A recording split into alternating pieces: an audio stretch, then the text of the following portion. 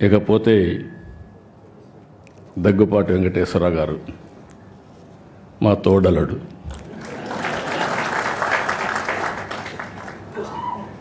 నాకంటే ముందు ఆయన అన్నీ చెప్పేశాడు, ఇంకా చెప్పడానికి ఏమీ లేవు.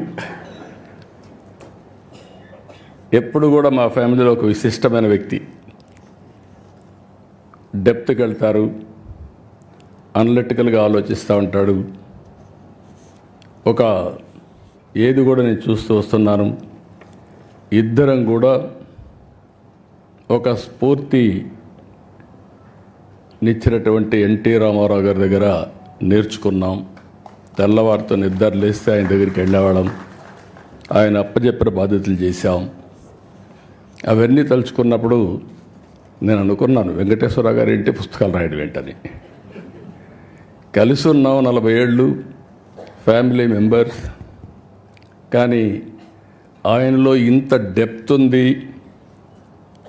ఒక పుస్తకం రాస్తాడని నేను ఎప్పుడు ఊహించలేదు. ఆయన చెప్పినప్పుడు నేను అడిగాను, మీరే రాశారా అని అడిగాను. ఎవరికైనా డౌట్లు ఉంటాయి, కానీ ఆయన రైటర్ కాదు, ఇప్పుడు కూడా కాదు. కానీ రైటర్ కానటువంటి రైటర్ ఈయన, రచయిత కానటువంటి రచయిత. ఈరోజు ఏదైతే అటెంప్ట్ చేశారో అది కూడా చూస్తే ఎవరు చేయనటువంటి పుస్తకం కోసం చేశారు. ఆ విషయాలు కూడా మనం ఒకసారి మాట్లాడుకుంటాం. అదే సమయంలో దగ్గుపాటి పురంధేశ్వర్ గారు, ఇటీవల ఎన్నికలు నేను చూశాను వారిని. వారు చూపించిన చొరవ కానీ, వారు నడిపించిన విధానం కానీ, దానివల్ల మళ్ళీ రాష్ట్ర ప్రజలకు ఒక మంచి జరగడానికి ఉపయోగపడింది. వారిని కూడా మనస్ఫూర్తిగా అభినందిస్తున్నా. ఒక చారిత్రక అవసరం మొన్న ఎన్నికలు, అందరూ ఆవేదన పడ్డాం. గీతం లాంటి వన్ ఆఫ్ ది బెస్ట్ ఇన్స్టిట్యూట్ని ఏం చేశారో మీరు చూశారు. ఇలాంటి ఇన్స్టిట్యూట్స్ రావాలని కోరుకునే సమయంలో ఇక్కడ డెమాలిషన్ చేసే పరిస్థితికి వచ్చారంటే చాలా బాధేస్తుంది. అలాంటివన్నీ మనం చూసాం. అయినా కూడా ఈరోజు ఇక్కడనే భరత్ కూడా ఉన్నాడు, కానీ ఆయన కష్టం ఇంకా లేదు దీంట్లో, ఇప్పుడిప్పుడే ప్రారంభం అయ్యింది. కానీ మూర్తి గారిని చూశాను, ఆయన ఒక చరిత్ర సృష్టించాడు. భావి తరాలకి ఓసారి ఒక్కొక్క చరిత్ర. ఆయన కూడా చూసి నేను అడిగాను ఒకరోజు, మీరెందుకు గీతం ఇన్స్టిట్యూట్ పెట్టారని అడిగాను. ప్రతి ఒక్కరి జీవితంలో, ఎందుకంటే ఈరోజు వెంకటేశ్వరరావు గారు రాసిన పుస్తకం ప్రపంచ చరిత్ర. ప్రపంచ చరిత్ర కూడా ఇప్పుడే వెంకయ్యనాయుడు గారు మాట్లాడినట్టు మనుషుల్లో ఆ సమయంలో కలిగే ఆవేశాలు కానీ, ఆ సమయంలో కలిగే ఒక ఎమోషన్స్ కానీ డిస్టర్బ్ అయినప్పుడు జరుగుతూ ఉంటాయి. ఈరోజు ఇక్కడ కూర్చున్నటువంటి గీతం యూనివర్సిటీ చూస్తే మూర్తి గారి రెండో అబ్బాయికి సీట్ ఇవ్వలేదు. ఏదైతే విజయవాడలో ఉన్నటువంటి సిద్ధార్థ ఇవ్వకపోతే, నేను అడిగితే సీట్ ఇవ్వలేదు, నీకంటే పెద్ద ఇన్స్టిట్యూట్ పెడతా, గొప్ప ఇన్స్టిట్యూట్ పెడతా అని గీతం స్టార్ట్ చేసిన వ్యక్తి మూర్తి గారు. ఇది నమ్మడానికి శక్యం కాదు, కానీ ఇది వాస్తవం. ఆయన చెప్పిన మాటలు ఇవి. నాకు అలాంటివి చరిత్రలో చాలా జరిగే పరిస్థితి వస్తుంది.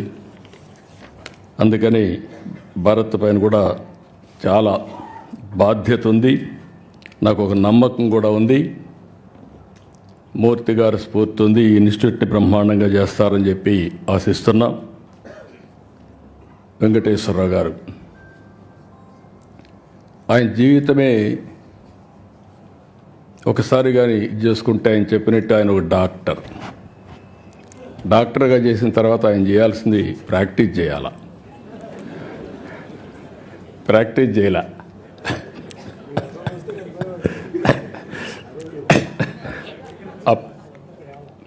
మంత్రిగా ఉండి డాక్టర్గా ప్రాక్టీస్ చేశాడు, అది వేరే విషయం. ఆయనకు మెడికల్ అండ్ హెల్త్ మినిస్టర్ ఇస్తే ఈయన ప్రాక్టీస్ చేశాడు, కానీ డాక్టర్గా చదివినప్పుడు చేయలేదు, అది నేను చెప్పేది. కానీ డాక్టర్గా చేసి సినిమాలు తీశాడు. అంటే ఒక జీవితంలో ఏ విధంగా ఉంటాయనేది ఒక ఎగ్జాంపుల్. 5 సార్లు అసెంబ్లీలో మినిస్టర్గా, ఎమ్మెల్యేగా ఉండి, మంత్రిగా ఉండి, ఒకసారి లోకసభ, ఒకసారి రాజ్యసభలో మెంబర్గా ఉండి,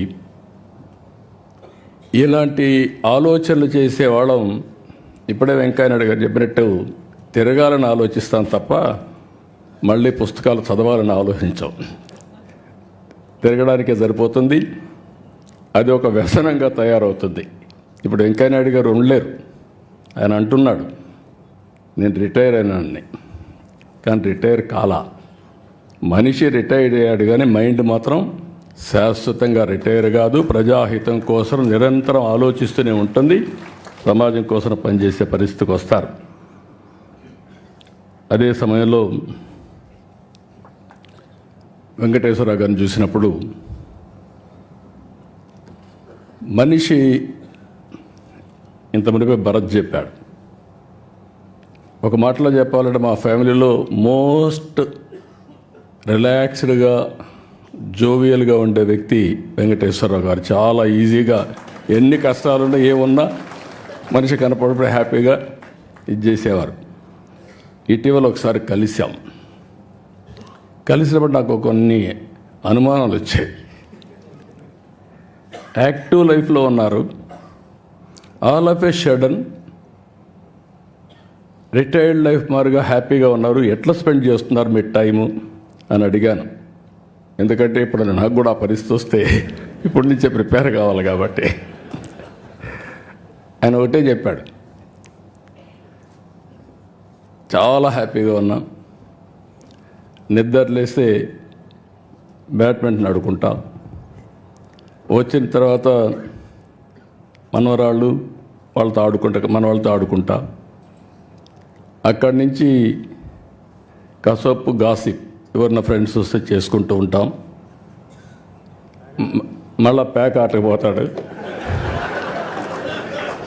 మధ్యాహ్నం అయితే ప్యాక్ ఆటకు పోతా, ఆడ ఒక 2 గంటలు ఆడితే మైండ్ స్టిమ్యులేట్ అవుతుంది, హ్యాపీగా వచ్చి నిద్రపోతాను. What a wonderful life.